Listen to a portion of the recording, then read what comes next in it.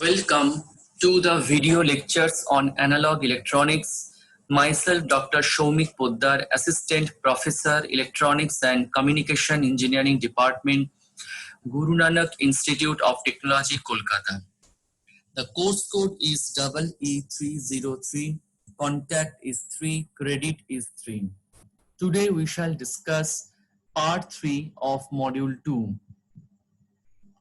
The lesson plan of this module 2 is depicted as follows.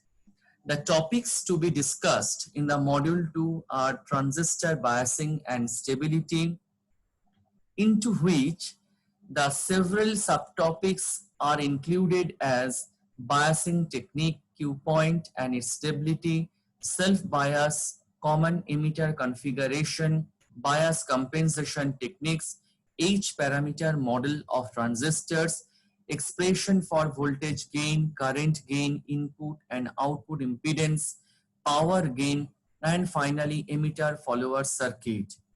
The instruction hour is scheduled as 4. The course outcome is defined as CO2. That is, after studying this module, the student will be able to analyze the transistor amplifier circuit.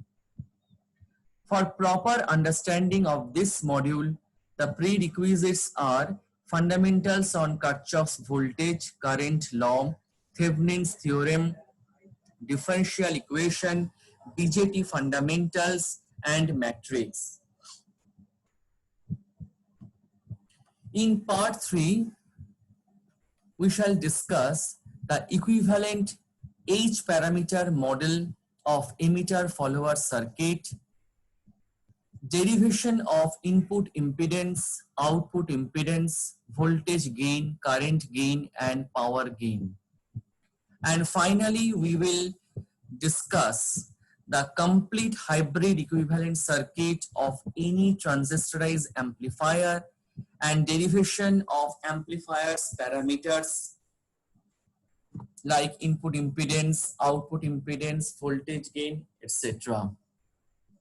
So basically, the second part is common for this emitter follower circuit as well as the hybrid equivalent. So we shall start the H parameter model of emitter follower circuit.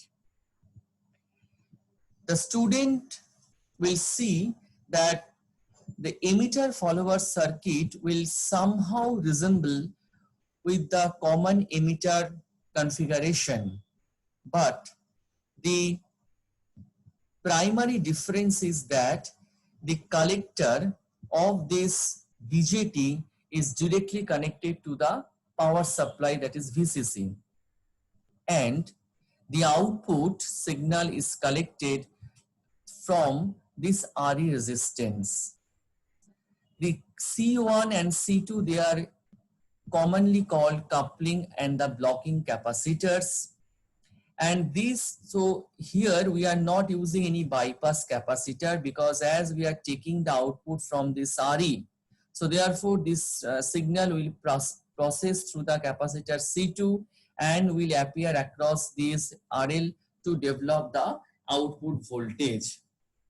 The RS is the source resistance, the ZI is the input impedance looking from input side, and the Z0 will be the output impedance looking at the emitter side. So these are features of these circuits as voltage gain is unity. It's a fantastic behavior of this circuit that the circuit will develop the voltage gain as 1. That means the output signal amplitude will be exactly equal to the input signal's amplitude, and there is no phase reversal which was observed in the common emitter circuit. There was a minus sign, but in that case we will study that there should not be any minus sign, so therefore no 180-degree phase shift occurs. And the input signal input impedance is very high, so it is used as buffer circuit for isolation of two circuits, and also it has a high noise immunity. And secondly, its output impedance is very low. So as its output impedance is very low, so it will behave, its output will be exact replica of the inputs. And as the output will be the exact replica of the inputs, so this circuit is called emitter follower circuit, because as firstly we are taking the output from the emitter and the output signal is exact replica of the input, so it is following the input signal. That's why its name is emitter follower circuit. This is the corresponding H parameter model of the emitter follower circuit. We will see that the Vs is the main signal source. It is connected to a source resistance Rs, and this RB resistance is connected to the ground, because this is the AC analysis of the emitter follower, and we shall discuss that during the AC analysis all the DC sources, DC voltage sources should be shorted to ground. So when the plus VCC will be connected to ground, this RB terminal will go to the ground.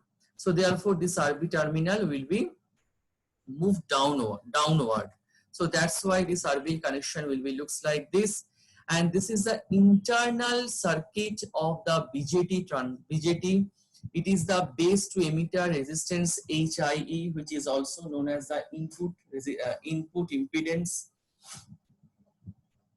After that, there is a current source HFE into IB. In that case, there is no such 1 by HOE, because we are neglecting this 1 by HOE due to the very high value of H1 by HOE. So it will be taken as an open circuit, and also due to the reverse voltage gain is very low, so we are also neglecting that part. And here the collector is also connected to ground, because the VCC is ground, so the collector is connected to ground, and the emitter terminal is just connected parallel with the RL. Why parallel? Because the capacitors are considered to be short circuit or the very low impedance at AC signal processing. So therefore they are in parallel mode. So this is the input impedance ZI looking from terminal B, and this is the II actual input current. This is the IB base current. So the student do not confuse with II and IB. II is the input current of the entire circuit. IB is the base current of the transistor. I naught is the actual output current of the amplifier, and Z naught is the output impedance of the amplifier. This RS is the current limiting resistance. So first we will calculate the ZI or input impedance. Z stands for impedance and the suffix I stands for input. So ZI stands for input impedance. Now what we shall observe from this circuit?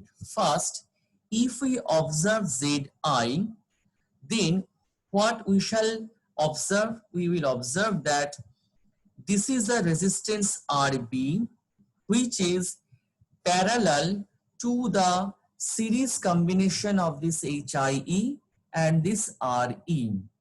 We are taking the HIE and this RE as a ZB. So just we are taking that ZI is equals to RB parallel ZB.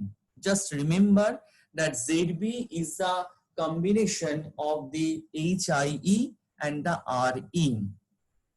Now, in this case, as we have omitted the output admittance. So simply this current is nothing but the collector current.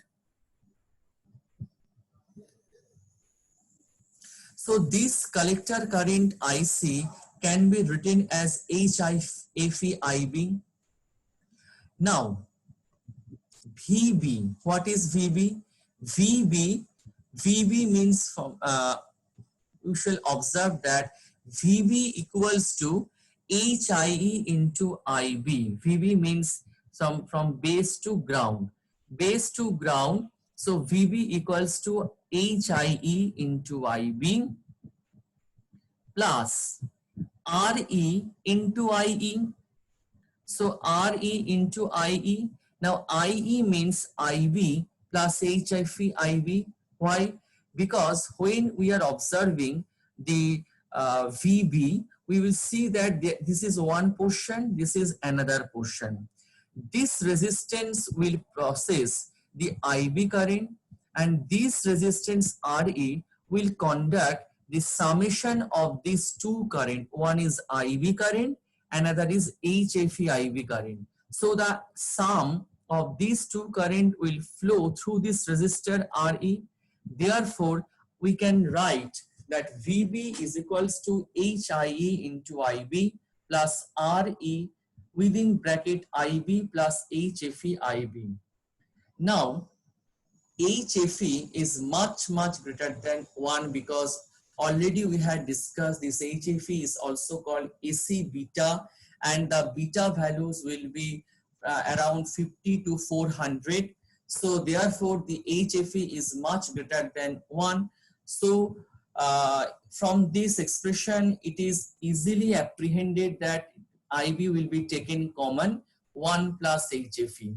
And as HFE will be much greater than 1, so we can neglect the 1. That means we are neglecting this single IB term.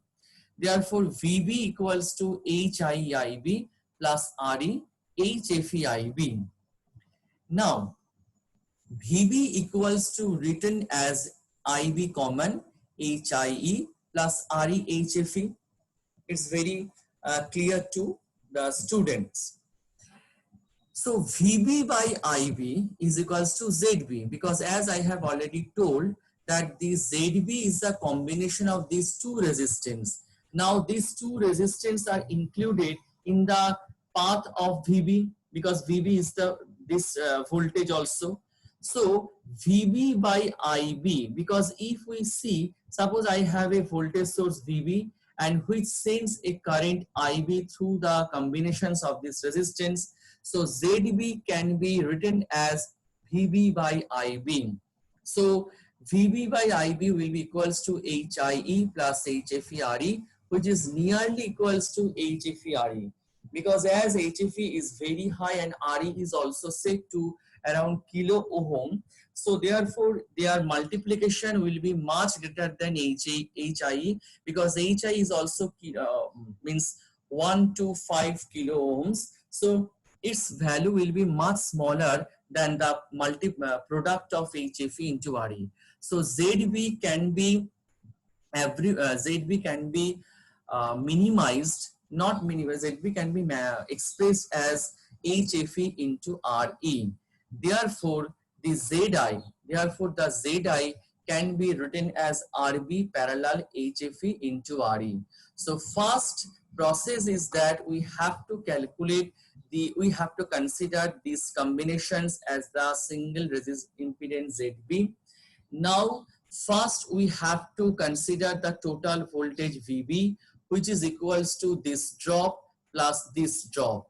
This drop is equals to IB into HIE, and the drop across the RE is equals to summation of the two currents HIE and IB and HFE-IB into RE. Then we will modify the expression to evaluate the value of the ZB. So this is the actual path. Now we will proceed to calculate the output impedance, which is equals to Z0. Now how we can calculate the Z0? Again, we are going to the H parameter model. We are seeing the Z0 is looking at the RE resistance, that is the emitter to ground terminal. Now, this emitter to ground, this emitter is also connected to this resistance, where this resistance is connected to the base. So we can approximate this circuit as depicted later. So first we shall consider the KVL at the loop base emitter to ground. First we shall consider the loop base, emitter and ground, because this is the output impedance. So first we are not directly evaluating the Z0, because it will be somehow complicated. So first we are just applying KVL from base to ground. So when we are applying base to ground KVL, it becomes, because if you see that the base to ground means a VB as discussed earlier, and which is also equal to VI, because VI is nothing but the VB. So therefore we can write that VI is equals to IB into HIE plus IE into RE. IE means the summation of the two currents, as already discussed, IB plus HFE IB. But see what is happening. VI equals to IB. Now in this case is a fantastic one.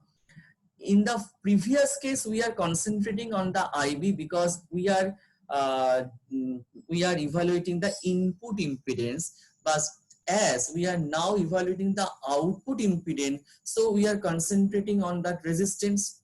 Now the resistance will process the current, which is summation of this current and this current, which is not equal to IE. So our focus is only onto the IE, not the IB.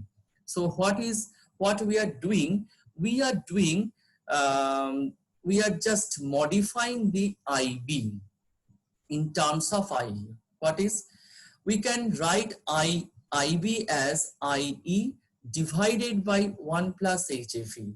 Now why I have written this? Again we are going to our previous slide. Here we have seen that in the RE resistance the total current is flowing IB plus HFE IB, which is nothing but equal to IE. So IE is equals to IB common 1 plus HFE. So IB equals to IE divided by 1 plus HFE. So that's why I have written IE divided by 1 plus HFE into HIE plus IE into RE.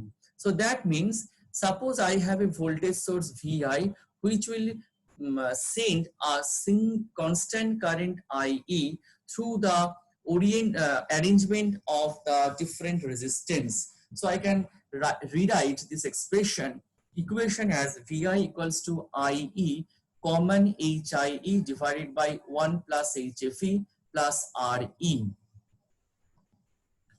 So what is happening?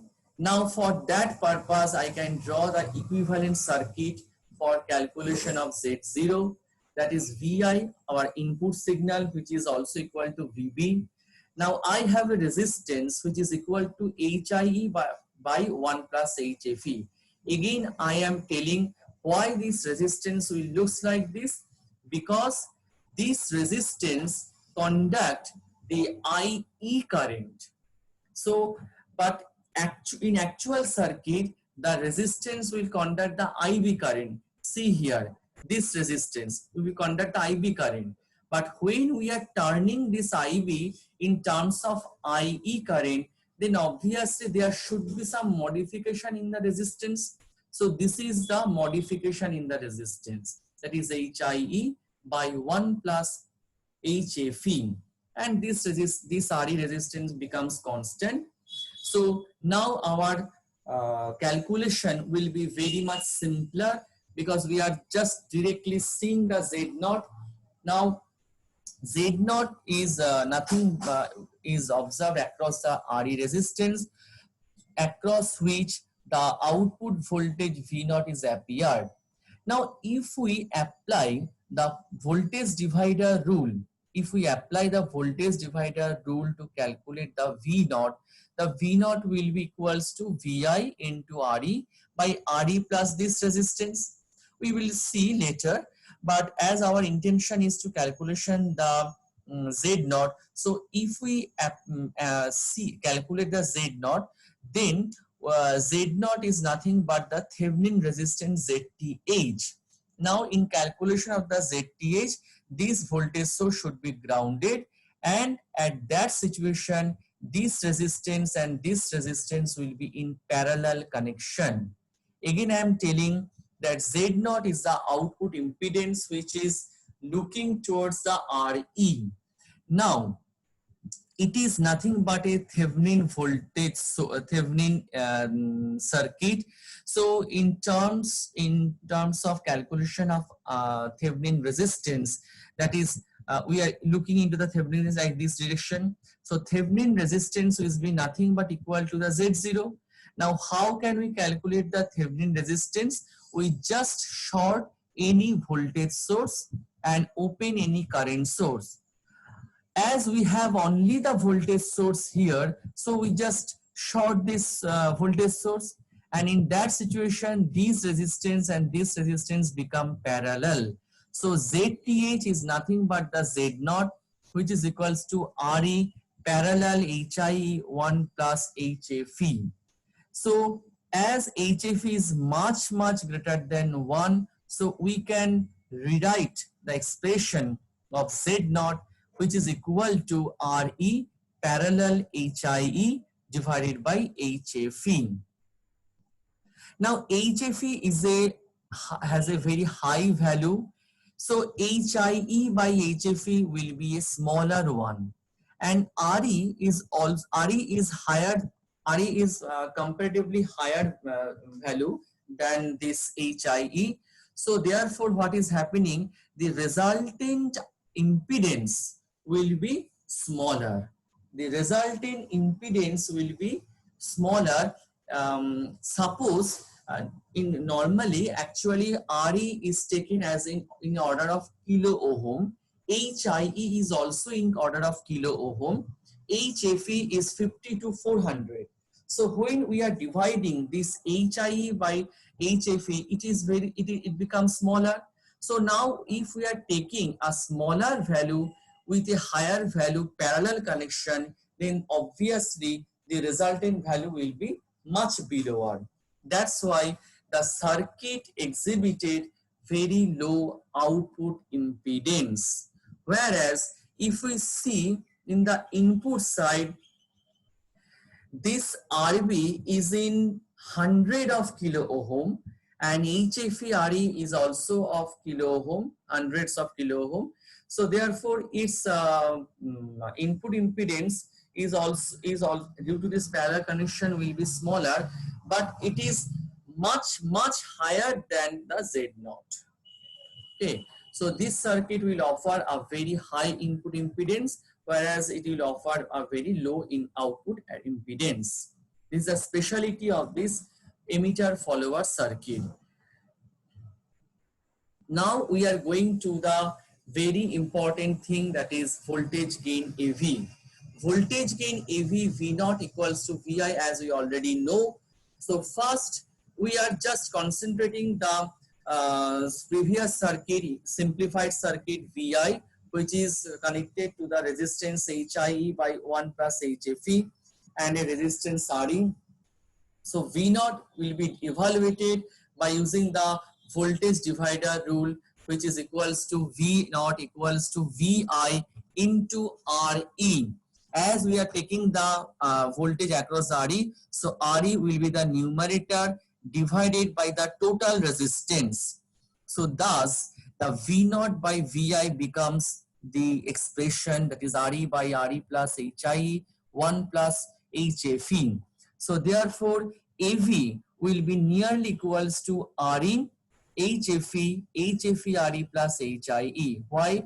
Because we have taken an approximation that HFE much greater than 1. So we have neglected this one, just directly multiplied this and formulate this expression. So AV equals to RE HFE by HFE RE plus HIE. Now what is happening? We just see in the next slide. As HFE-RE is much greater than HIE, because already it is discussed that HFE value is much higher, RE value is much higher compared to HIE. So therefore their product will be higher, much higher than the HIE.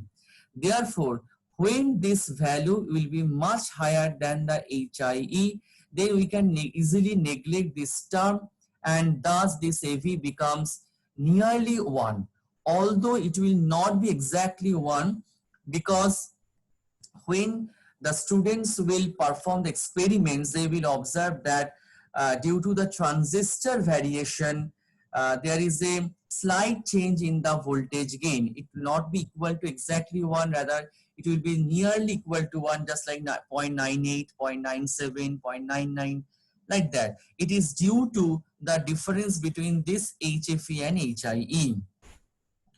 Next, we are going to evaluate the current gain AI.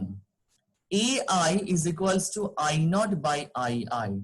Now, as we are seeing that this I naught is the current which is flowing towards this RE resistance. And also we are seeing that the IB and the HFE IB will be sum up and flow through this and just reaching at the point E. So the summation of IB and HFE IB is considered as the emitter current, that is the emitter terminal. So this emitter terminal is nothing but equal to the I naught. So therefore, in calculation of the AI, that is the current gain, we just replace this I naught as the IE. So IE by IE is written as 1 plus HFE into IB, because IB plus HFE IB. Now II, how can we calculate the II? Let's go to the previous slides. II is this current and IB is the base current. So we can calculate the II in terms of IB. How? Because II is the total current, it will have the two components. One is passing through the RB resistance, another is passing through this HIE and this resistance. And as we have previously considered this combination as the ZB, therefore ZB, just going to this previous slide, ZB, what is ZB? ZB equals to VB by IB, VB by IB. Please remember it is a VB. Now going to the slide, what is VB? VB means base to ground. Now base to ground is nothing but the VI. So we can easily saying that II has one portion through the RB resistance, whereas another portion IB which is flowing through the ZB resistance. So therefore, the series combination of this resistance will be parallel with the RB. Now, according to the current divider rule, IB can be written as, see here, IB can be written as II, total current, into opposite resistance. Opposite resistance is the RB. Opposite resistance is the RB. As IB is flowing through this resistance, we must take the opposite resistance. So it becomes IB equals to II into RB by RB plus ZB. So thus putting down the values here, II can be written as IB divided by this term.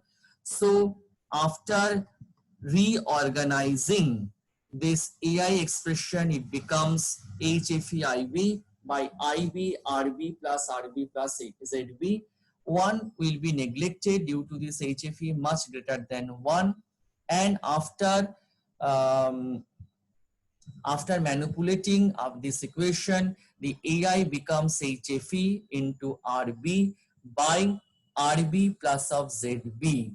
So HFE is in order of 50 to 400. So when an RB is sufficiently high, as already mentioned, that RB is in order of hundreds of kilo ohm. So the product is very high, and therefore the RB plus ZB is also high. So AI will be comparatively higher than the voltage gain. Although the denominator will be RB plus of ZB. See, HFE is in range of 50 to 400. It is multiplied by the RB. Similarly, RB plus ZB, it is in order of hundreds of ohms. It is order of 100 of kilo ohm.